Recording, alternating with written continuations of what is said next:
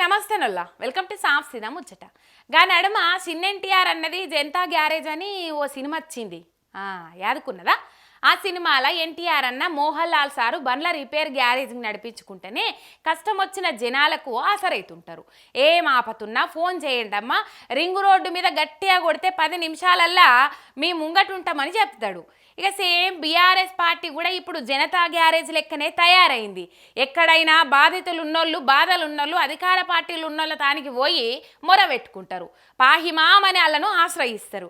కానీ తెలంగాణలో మాత్రం ఉల్టా అవుతుంది. అధికార పార్టీల నుంచి మమ్మల్ని కాపాడుండ్రి సార్ అని బాధితులంతా ప్రతిపక్షానికి చెప్పుకుంటుండ్రు. సమస్యలున్నాయని అధికార పార్టీల తానికి పోవుడు బంద్ చేసి ప్రతిపక్షం లీడర్ల తాను క్యూలు కడుతుండ్రు జనం. అంటేనే చూడరా అదుండ్రి ఇందిరమ్మ ప్రజాపాలన ఫలితాలు ఎట్లా ప్రతిబింబిస్తున్నాయో. అండగుండాల్సిన అధికార పట్టే పెద్ద గండంగా తయారైంది. పేదలకు గూడు కట్టిస్తా అని మాటిచ్చిన కాంగ్రెస్ వాళ్ళు మాకున్న గూళ్ళే గూలగొడుతుండ్రు. మా జీవితకాల కష్టాన్ని కండ్ల ముంగట నేలపాలు చేస్తుండ్రు. మా బతుకులను మూసీ పేరు మీద ముంచుతుండ్రని బీఆర్ఎస్ లీడర్లకు వచ్చి గొడగొడ ఏడుచుకుంటా గోసెల్ల పోస్తుండ్రు. మూసీ నది సుందరీకరణ పేరు మీద చాలా మంది ఇండ్లు గూలగొడతందుకు ఇకమత్ చేస్తుంది కదా. ఇలా సన్ సిటీ హైదర్షకోట కాడున్న మూసీ బాధితులను కలిసేందుకు హరీష్ సార్ పొద్దుగాలనే పోయిండు. మా గూడు చెదిరింది, మా గుండె వలిగింది సారు, మీరే మాకు దిక్కు అని సారు చుట్టూ చేరి వాళ్ళ గోసంతా చెప్పుకోబట్టిండ్రు. మా పార్టీ మీకు అండగుంటది, మేము ఇండ్లు కట్టిస్తే వాళ్ళు ఊల కొట్టిస్తుండ్రు, మేము కడుపులో పెట్టుకొని చూసుకుంటే వాళ్ళు కాళ్ళతోటి దంతుండ్రు.